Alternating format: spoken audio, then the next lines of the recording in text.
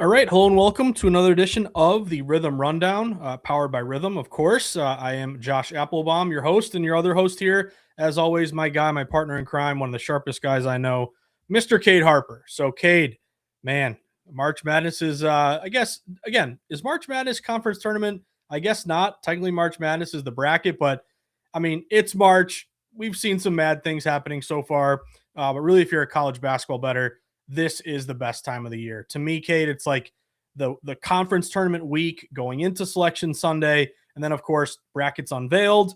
I want to remind everyone that Rithmm has this awesome bracket generator, which you can tie into any of your models and get a basically spits out a bracket to you based on all your criteria of your models, and you can actually request that already. I'll show that on the homepage here in 1 second. But Kate, uh, best time of year to me to bet on college basketball, just because we got baseball right around the corner. Yeah, the WBC is going on right now. Football's long gone. Yeah, we got a lot of free agency stuff, and the draft we can bet on here in a little bit. But you're kind of in the dog days of the NBA and the NHL. This is when college basketball really takes center stage here. So I'm really excited to host this show tonight with you, Cade, and talk about a few games in particular where we can hopefully kind of marry the betting market and all the great analytics and numbers that you put out, Cade, combine that with what Rithmm, of course, is predicting and recommending to us. So when we can marry a sharp line move, bet splits, system matches with what Rithmm is predicting based on their AI model, that gets me excited to get down and place a bet here. So a lot to get to. Again, Kate, as I'm setting the stage, I'm going to share my screen here and get going. I have a question for you. One, welcome aboard. How you doing? Two, Miami, Ohio lost today to UMass. There was a little bit of movement there toward UMass, like 8.5 down to like 6.5. But here's my question to you, Cade. One, would you put Miami, Ohio in the tournament? And then number two, do you think the selection committee will select Miami, Ohio, or will they hold against them this really easy schedule that they had? It's really funny. Because the teams that like they were arguing to put in front of them are now getting the brakes beaten off them right now. So they're kind of like, dang, what are we supposed to do? What are we supposed to do about this? Kind of feels really bad if they kind of go it the other way.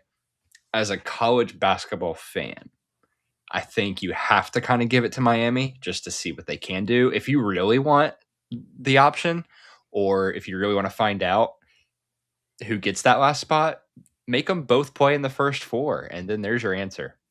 Honestly, like if you really want an answer that bad, just put them against each other in the first four, and then obviously whoever comes out on top, we'll see you in Dayton or wherever it is. I would advocate for Miami, Ohio, though. I think they are a fun team.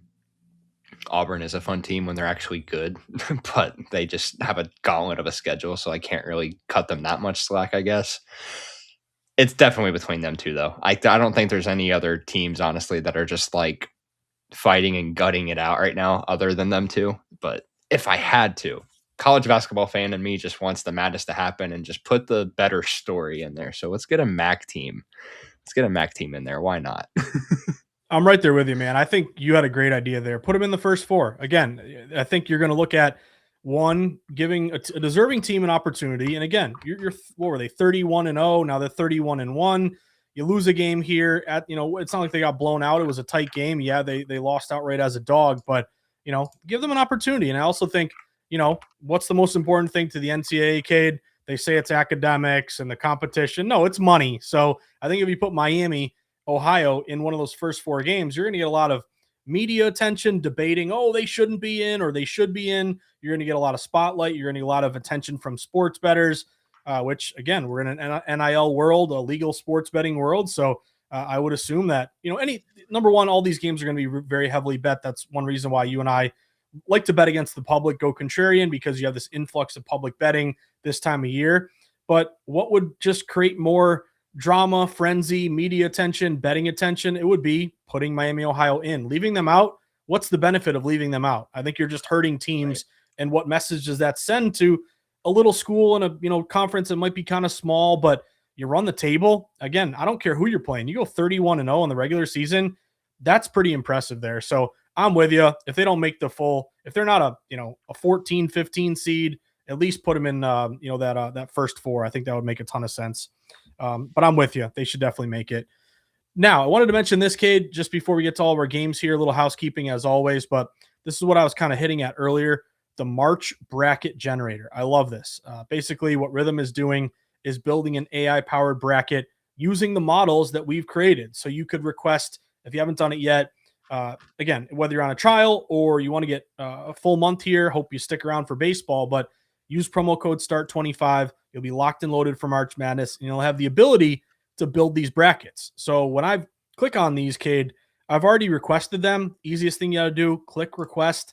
And then basically on selection Sunday, you can start the clock there. By Monday, I would assume all of these brackets will be available in your Rithmm homepage here. So just want to remind everyone, because I know we're going to be betting the regular games, Cade, but we're also going to be looking at, going, hopefully winning some brackets here, making some money. So I'm looking forward to that.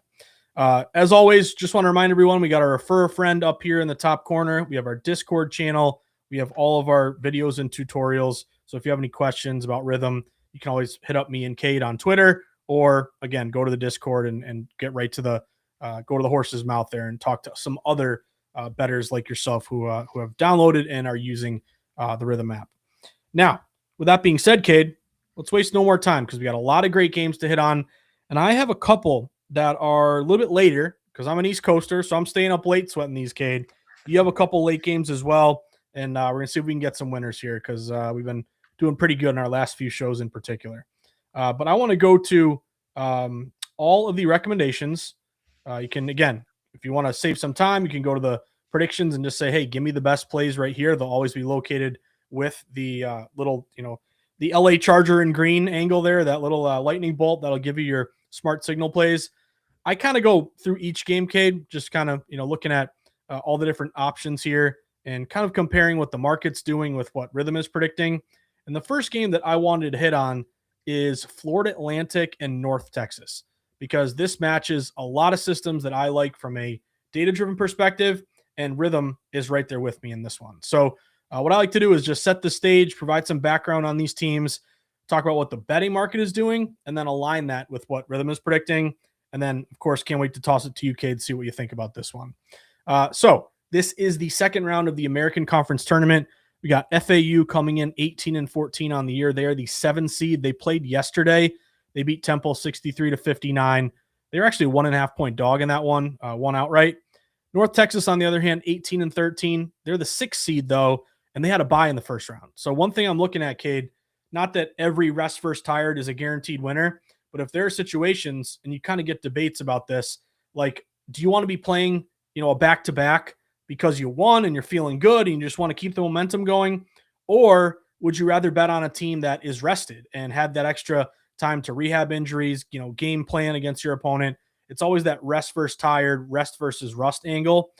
I'm going to go with the rested team here because I like North Texas in this one, Cade. First thing that jumped out to me is that this game opened with FAU favored in this matchup. They're about a 1.5-point favorite. Neutral site here, of course. All these tournament games are neutral sites. But what's interesting to me is that the public doesn't know what to do here, Cade. They're right down the middle, 50-50. Both teams have a very similar record. It's a very short number.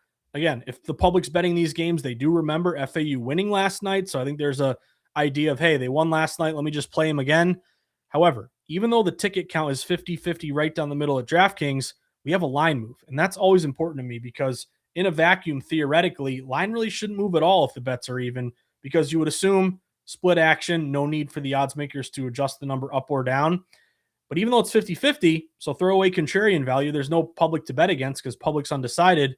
We do have a line move. This is flipped dog to fave in favor of North Texas. North Texas has gone from plus 1.5 to minus 1.5. So that's my first indicator there that sharps across the market are backing the mean green, causing that dog to fave line move. Now, if you look at the spread bets at Circa in particular, they're really sharp on North Texas. Only about 30% of tickets, but over 90% of the money out in Vegas on North Texas as well. And again, money lining short favorites. You and I have talked about this quite a bit, Cade. Again, here's the thing with money lining short favorites. Like, you always get the person that says, if you believed in them, lay the 1.5 versus just going money line. And it's like, okay, we both won our bet. You might have won 0.01 more units than me, but on the off chance that they only won by 1, you would have lost, I would win. So I think it's very important money lining short favorites. It's kind of a philosophy. Once you do it once, you kind of do it all the time. Yeah, there's going to be cases where you could have laid the points and saved some juice, but there's also going to be games where you win by one and you thank the Lord that you money line that short favorite. Good splits at DK on the money line. Only about a third of tickets, but nearly 50% of dollars. North Texas, we always know, Cade, they have great defensive teams. They are way better defensive efficiency than FAU, 42nd in the country versus 114th. They force more turnovers, 9th in the country versus 241st for the Owls. They limit their opponents to a better field goal percentage from beyond the arc, so they get in your face, don't really let you make threes. They're ranked 40th versus 176, and they limit offensive or grab more offensive rebounds, extra possessions. Again, that can be really demoralizing and give you extra points. 66th in the country in offensive rebound percentage, 128th for FAU. Add in the rest versus tired. Owls played yesterday. North Texas has been off.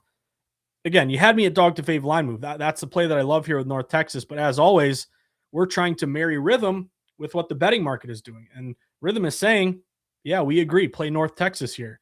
So our first house model, Cade, not a huge edge, minus 1.3. Right now it's minus 1.5. Second model, minus 1.5.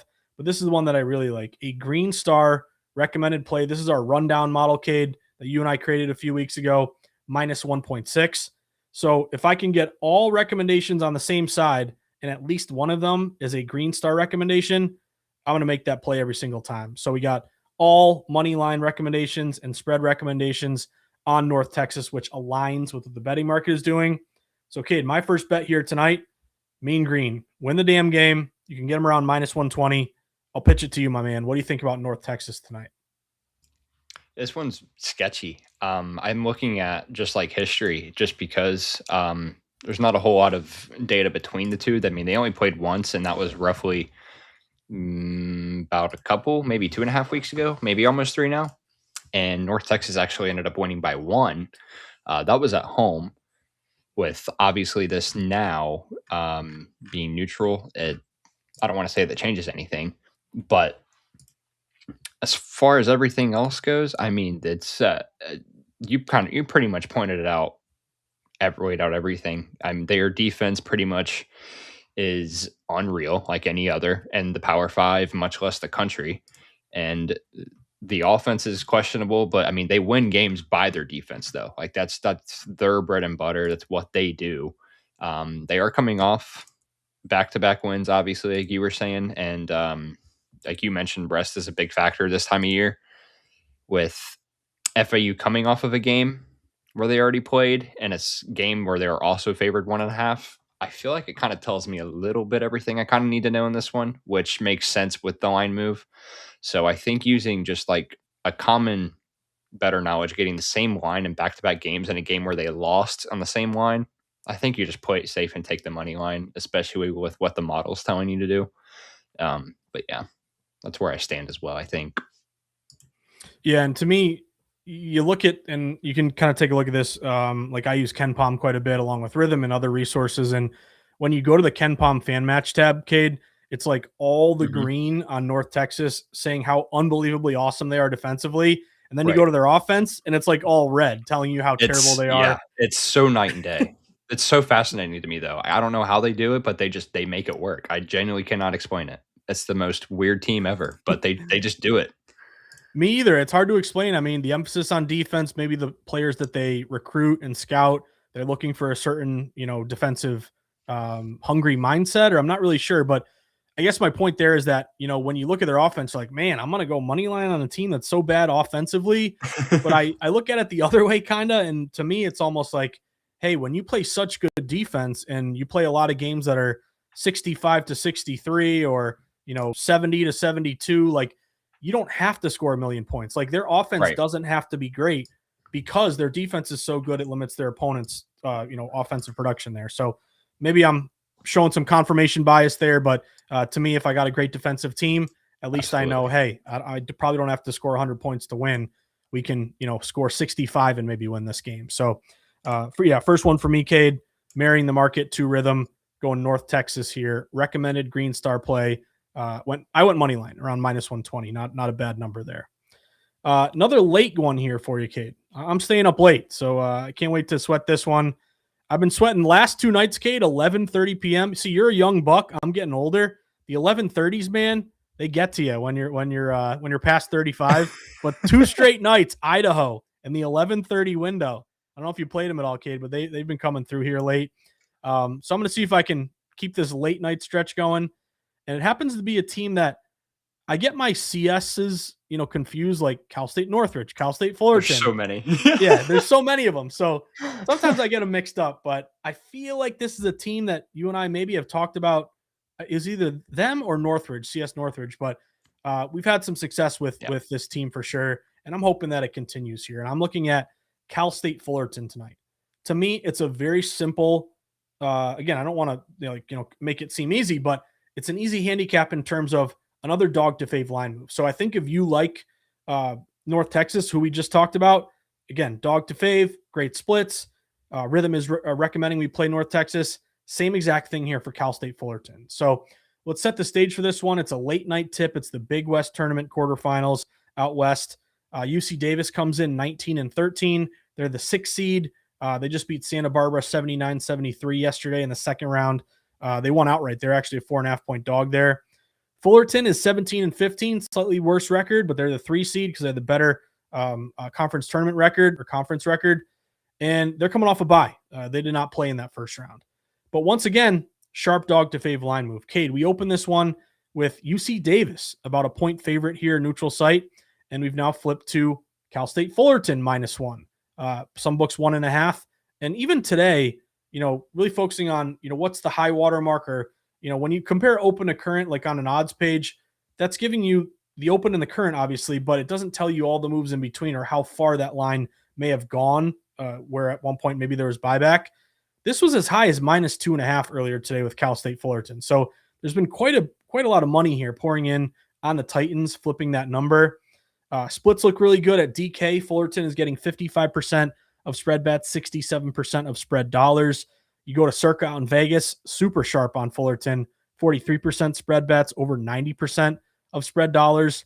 Now, once again, I'm moneylining short favorite here, protect myself. And to me, 2K, like when you open dog to fave or it's a 1-point spread either way, odds makers are telling you to your face this could be a really close game. These teams are pretty evenly matched. So I think that's more reason to moneyline these short favorites.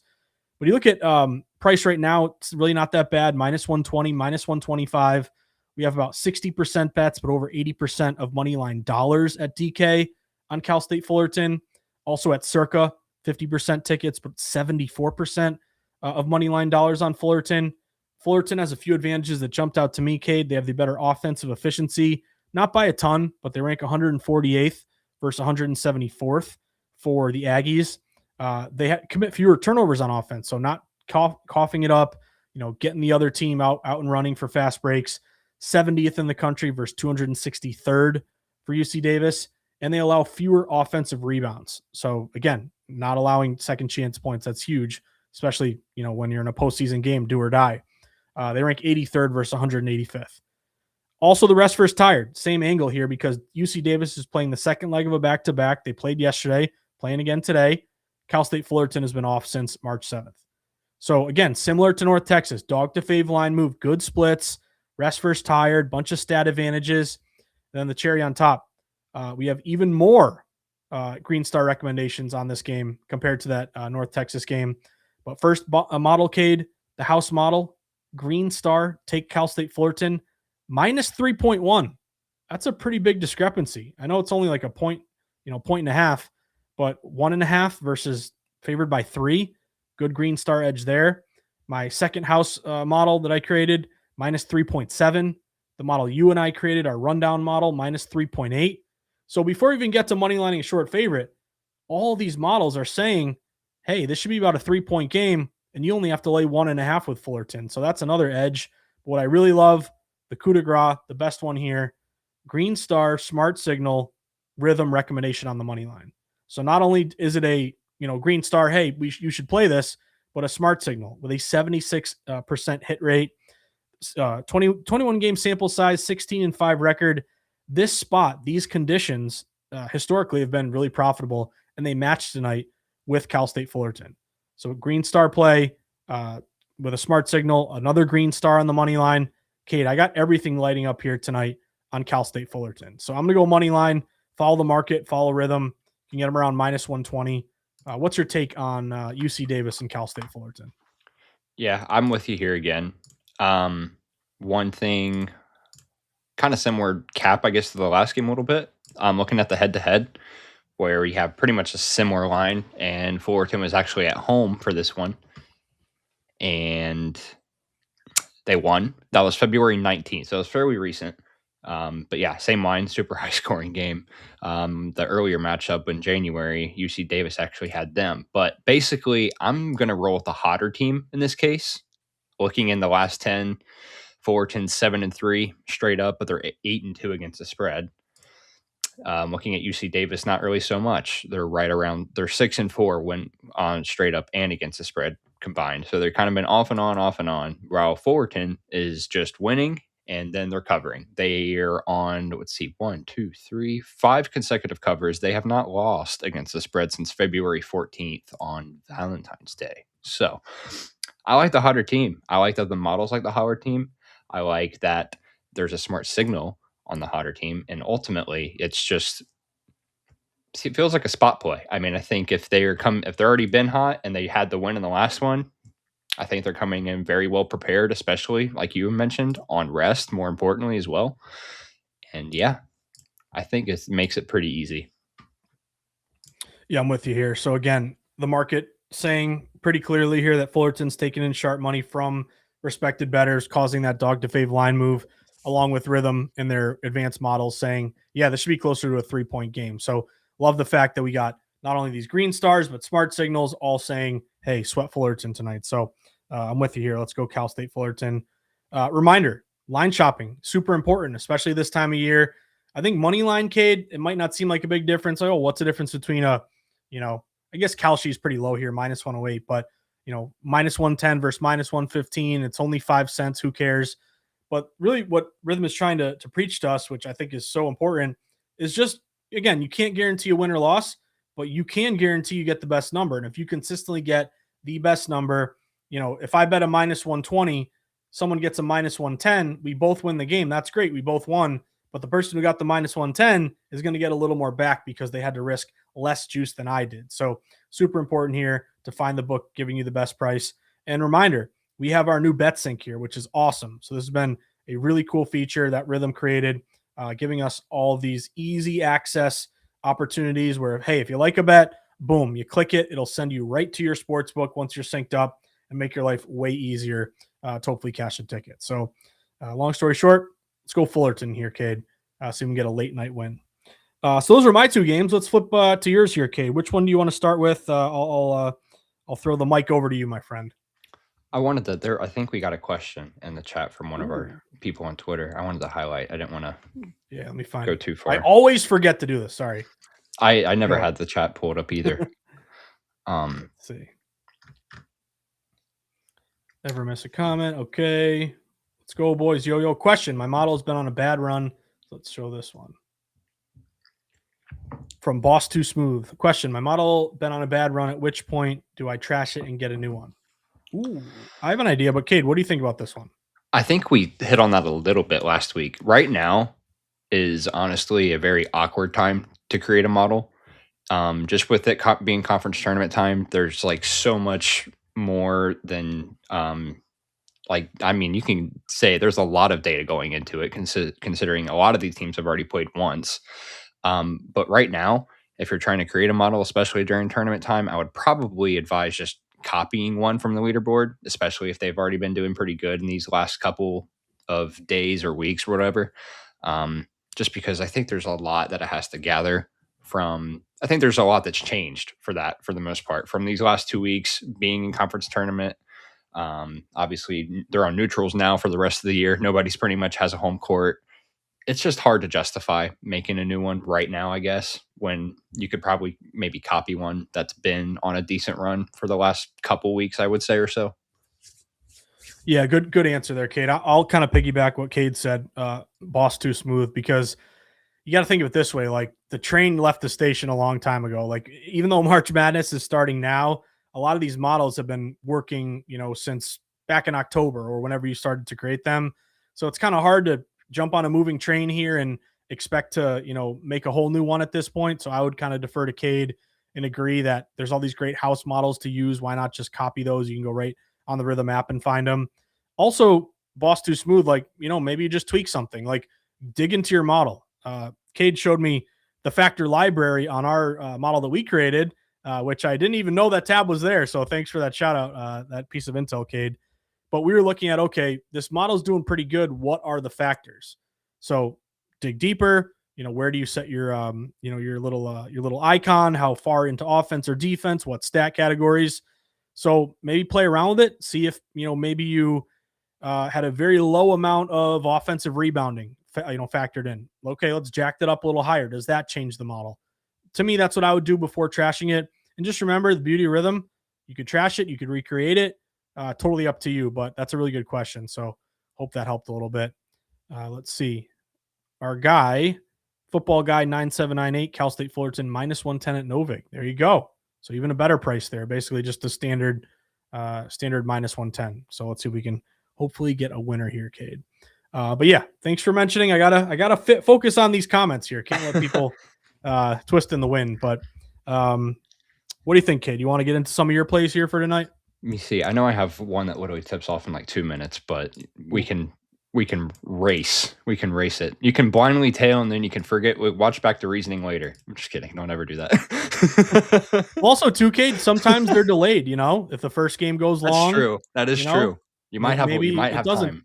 Maybe you got 10 minutes. Who knows? But yeah, go for it. Which one you got here? Ohio and Kent State, right? I'm moving to the MAC. Yeah, Ohio and Kent State. Yeah, that's right at 6:30. So let's see.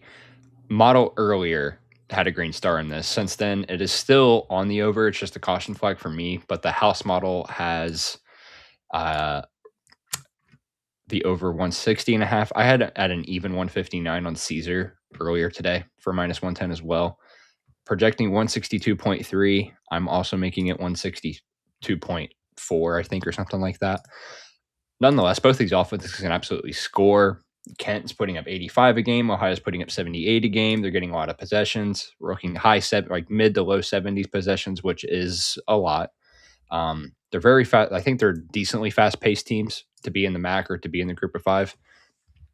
And if I'm not mistaken, I don't know where I saw it, but I'm pretty sure like MAC tournament overs in general, just as a tournament as a whole, traditionally they tend to be decently high. I don't know where I found that app. I forget. It was probably some random thing on Twitter at like 3 a.m, and I was just doom scrolling. And I don't know. People find these weird, crazy trends on Twitter now, and it's just insane. And I always find them whenever I'm like toning it down. But nonetheless, I think Kent has been incredibly hot, especially the last 2 games. They came off a game against Akron where they only put up 70. That's going back all the way before the tournament, so obviously, which was in February. But since then, 102 and 86. Now, I know those were games against Western Michigan and NIU, who are dumpster fires. But Ohio, they just competed with Miami, Ohio, if you guys watched that game, which was in Electric Factory, where they should have probably won, but it's okay. They lost fine today. But yeah, I mean, they've been hot as well. They put up 108 in the last one, even though they lost, and they put 82 in the last one, even though they lost. Their defense is not that good, though. They're consistently letting up roughly high 70s to maybe low 80s. So they're not necessarily the most impressive team in the world as far as defensive efficiency goes, which is what I'm looking at. As far as I didn't have anything spread-wise. I know it's fairly small, but a lower spread with a higher total makes me think that this game's going to be pretty competitive. So I like the fact that they're projecting a little bit of higher points here. Even though it's on a caution, I still had it at a green star earlier today, whenever the total was lower, obviously. No, it makes a ton of sense. I mean, you got a great number. You said you got 159? Yeah, 159 flat, yeah. Yeah, great number. I mean, you're looking at 161.5 right now. So you're looking at, again, 2.5 points of CLV. So great job, Cade. I did notice too, it's been pretty clearly going up. I mean, at one point it got as low as I'm seeing one book, it was 158 at a brief moment early, but then it's been shooting up pretty consistently. I mean, you go back a couple hours ago, it was 160 flat, 161, 161 and a half. One thing that I love is late movement right before a game starts. It's not going to always be correct, but it just tells you that all the information is out there. The books have raised the limits to the highest amount. Where's that late breaking money going? So the fact that we're up to 161 and a half when we were 161, it's only a half point, but it's in the last 30 minutes here before tip that it continues to rise. So great call by you. And the fact that, Rithmm is house model predicting 162.3. Again, shop around. Looks like your best number. You can still get a 160 and a half at Fanatics or Polymarket. And I always, it's interesting to me, kid. I always immediately go to the splits when you talk about a play, and these back you up very nicely, my friend. DraftKings, 46% bets, 69% money on this over. Circa, 57% bets, 84% money on this over. So anytime, again, you can simplify it to kind of three legs of a stool: line movement, low bets, higher dollars at both DK and Circa, Rithmm model, all with you here, sweating this over. And I agree with you too. Like a short spread typically is good for a competitive game. Like this is sitting around -3.5, -4 Kent State. Some books came down a point or a half point. Some books have crept up a little bit, but it's consistently been about a one possession spread. So if it's competitive, these teams know each other back and forth. Hopefully that's a benefit there to that over. So I'm right there with you. I might have to tail you on that one because I tailed you on that last week. The Memphis over you had. I remember that one, Cade, that you nailed. Oh, yeah. I think it was Memphis. It was American, or sorry, USF and Memphis. Yeah, I'm such a USF goer. Oh my God. I told you, guy, I love that team. I absolutely love that team. Well, your love of that team gave you that inside info and helped you cash a ticket. So appreciate that, man. We'll take it. Yeah, let's get that over. What's the next one you got here, kid? My next one was the final one. I know I had another one. I actually ended up just had to put in my Fullerton money line play there. So I ended up riding with you on that one. Let me see. Two more. Yeah. We're going to Georgia Ole Miss, going to the SEC tournament now. This one kind of, I haven't really checked after because I know I got this pretty early, but I know that it's probably not the most contrarian thing in the world now compared to what I thought it would be. Let me see. Yeah, not necessarily, but I did take Georgia at 5.5. Few reasons why. So looking at the last game, it's so important to me, honestly. They were at home. Georgia was at home in this game. The spread they were favored by 10. It's a double-digit spread. Ole Miss takes them all the way to overtime and walks out with a win. And that was in like the peak of the SEC conference play. And that was like early January where teams are kind of finding their identity and they're making their final pushes or whatever. It's kind of getting close to March, blah, blah, blah. They make a statement win. Again, 10.5 spread. It's the only time they played. They come back on a neutral in Nashville, and now all of a sudden the spread is still 5.5. I'm not so sure about it. It kind of feels weird. And obviously the splits aren't necessarily on my side here, I don't think, at least the ones that I was looking at just then. But the models absolutely loved it. I know, again, they were cautions now. I still have the -5.5 line, so that's still there, obviously. I think I just had it at a different price. Yeah, -110 on MGM earlier. And yeah, I don't know.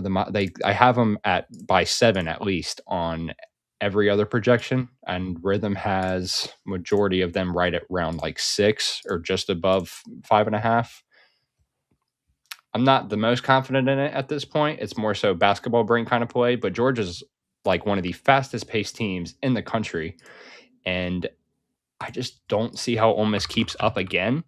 Like I get that was a really big win on them, but I think like if you guys remember, it was a really tough spot to be in if you were Georgia at the time, at least. They were coming off a pretty big win or they were coming off a bad loss. It was one of those two. I remember because I bet Ole Miss in that game. But nonetheless, yeah, they're averaging 90 points a game to Ole Miss is 75. So it was clearly like an Ole Miss Super Bowl, it felt like pretty much, where they were desperate to kind of just go in there and do something. They're just so fast paced. Like I just don't see how they keep up.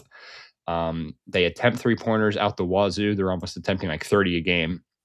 So if they're on, they're on. If they're not, then we might be in trouble. But they're averaging at least 50 plus, almost 50% from the field, which is very good still from the perimeter.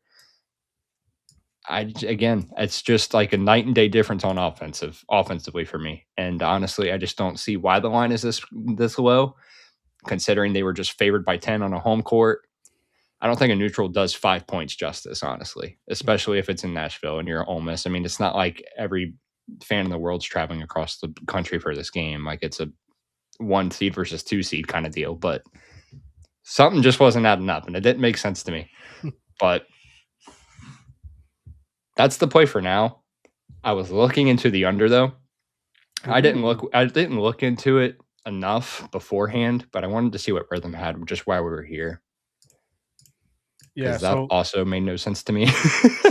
Yeah, I mean, it's let's see. It opened as high. I saw an opener as high as like 159. Maybe that was a bit of an outlier. 159 and a half even. You're down to 156 and a half. So it's certainly come crashing down here. If we look at some of the splits, let me see what DraftKings and Circa has right now at DraftKings. Let me pull it up. 70% of tickets are on the over, yet the total fell. So that's a good sign to me that maybe you get a bit of a lower scoring game here. Again, neutral courts, different sight lines. That's always to your advantage here. I have some conflicting systems. So I have one on the over, 157.7, another one, 155.9, cash by the skin of your teeth, and then 157.6. So nothing huge either way, Cade, but the market certainly is falling. That's a good indicator there that maybe you got an underplay.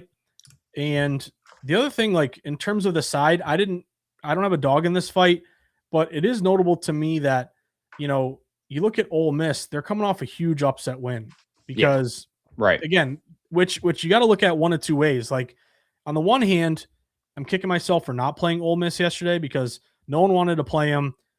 Texas was like -7, got down to -5.5. The line was dropping toward Ole Miss, even though the public was all over Texas. They end up winning by 10. So huge upset win.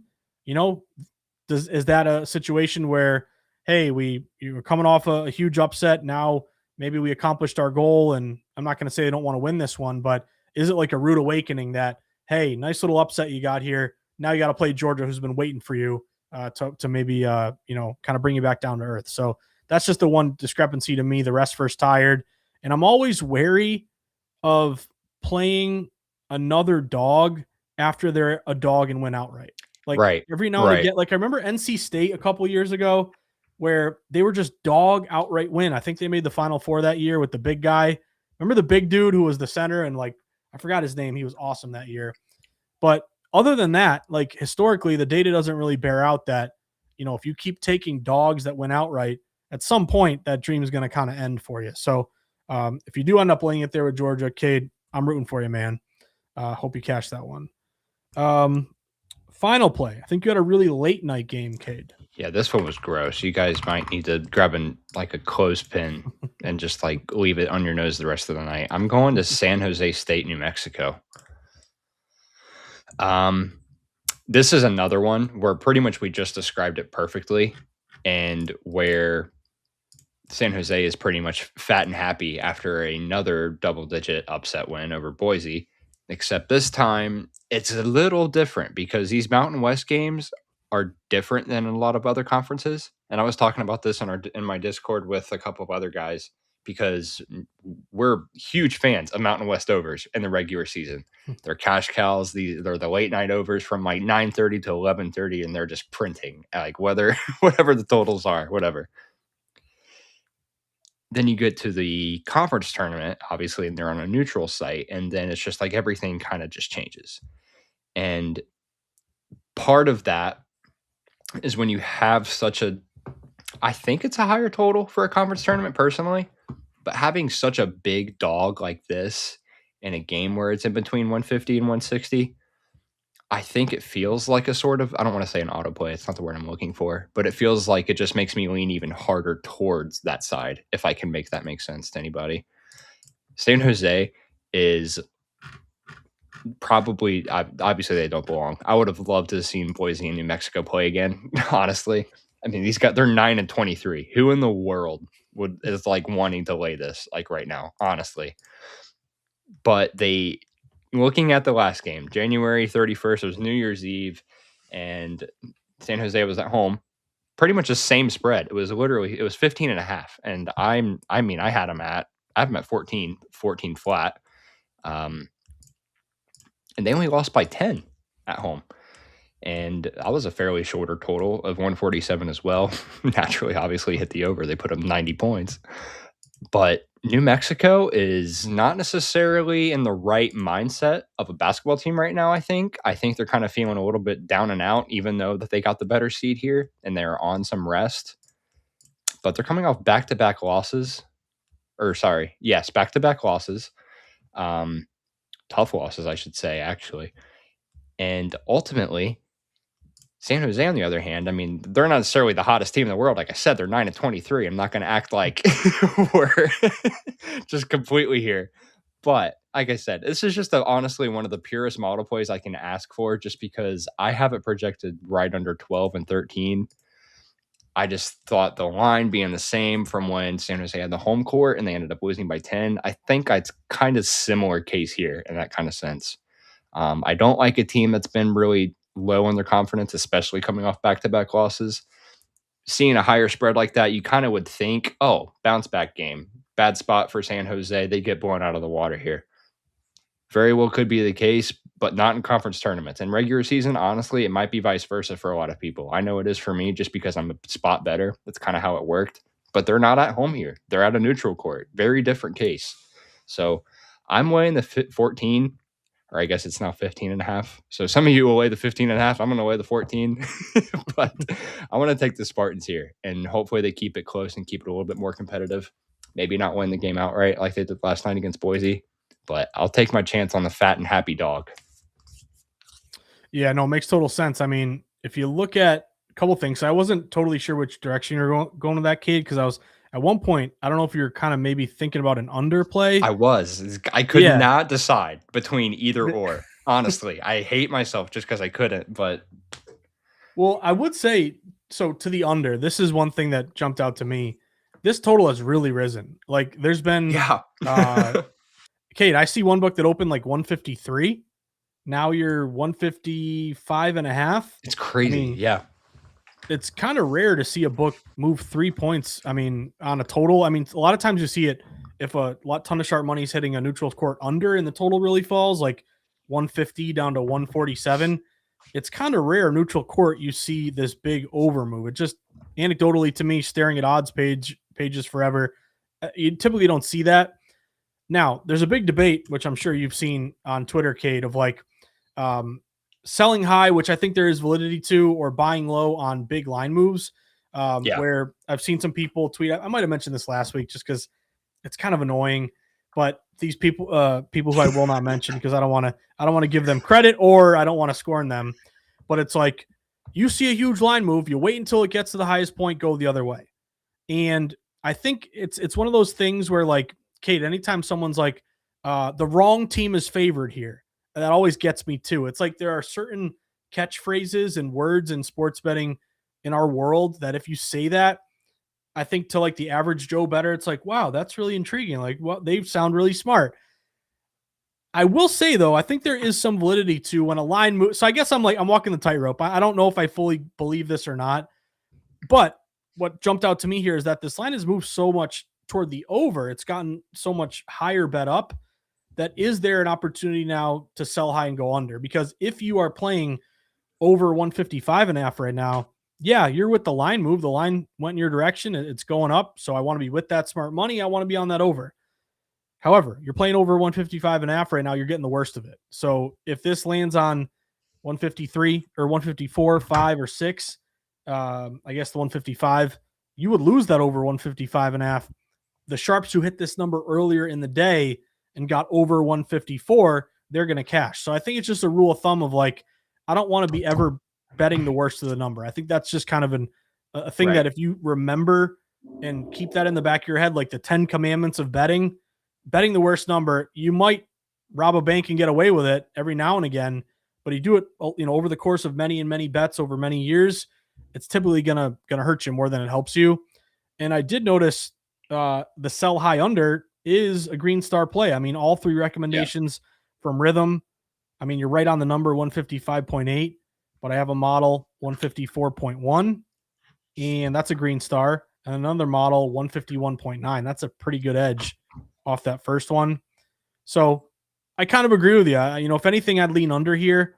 And with San Jose State, it's like, man, you were 14. I think they were plus 14.5 against Boise, weren't they, Kate? It was the same line. Yeah, it was the same line. Rithmm had them last night. I mean, it's honestly part of the reasons why I'm taking it again tonight, just because I looked at it. I said no. But yeah, I mean, they had the same thing last night, literally.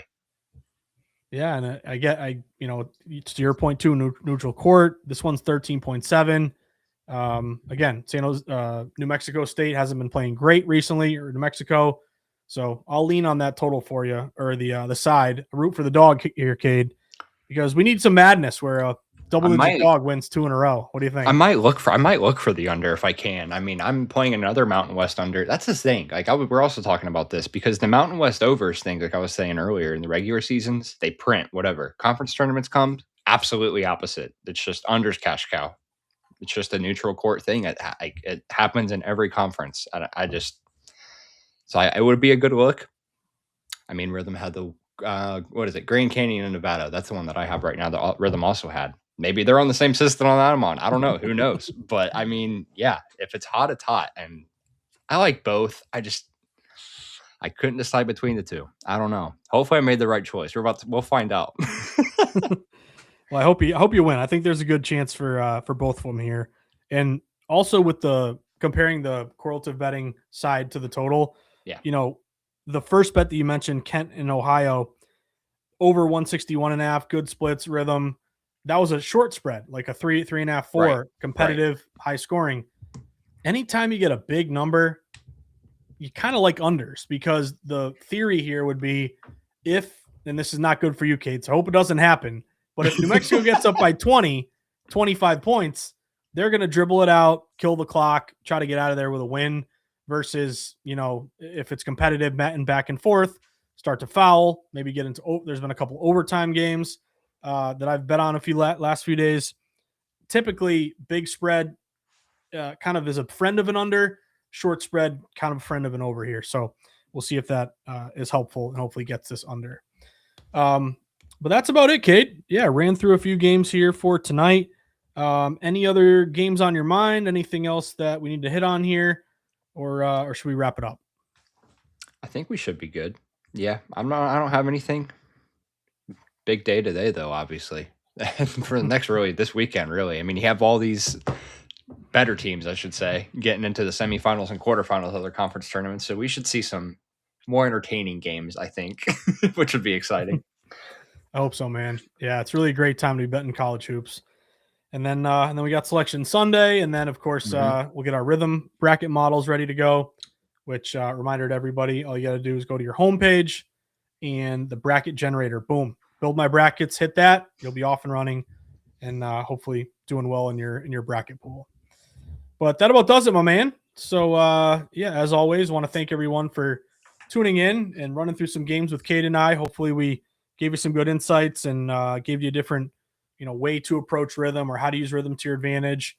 Reminder, you can always just say, hey, I don't need all the insights. I'm a working man or working gal, and I don't have time to look at all these angles. Just give me your best plays. And oh, by the way, Cade, good sign for us that Fullerton was the first recommended play there under the game predictions tab. But as always, want to say thank you to everybody. Hope you have a great end of the conference tournaments. And reminder, this is the time of year where Rithmm really comes to shine, because we have all these games to bet on, and then we'll have a few days to get ready for the first round of March Madness. So looking forward to that.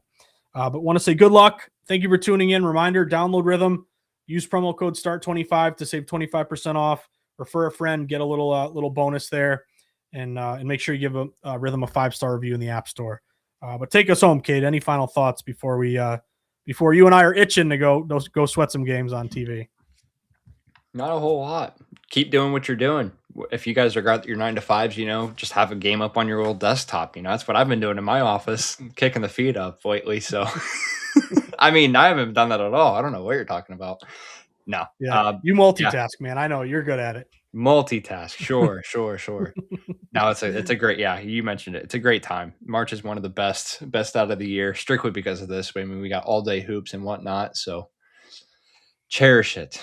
And Great point. We'll end on that. I think that's a good final sign off. But yeah, thank you everybody. Hope you have a great night. And Cade and I will see you next Thursday. And we'll be able to, or maybe Cade, are you free on Wednesday? Should we do a day before everything kicks off? Is that available to you? We'll talk offline, but I'll have to. Yeah, we can work. Yeah, we'll figure something out, because that way we'll be able to go through all the games before they even start. Maybe that'll be a little better. But we'll figure it out. But thank you everybody. Have a great night, and as always, thank you for tuning in to the Rithmm Rundown with myself, Josh Applebaum, and my buddy Cade Harper. Good luck and take care.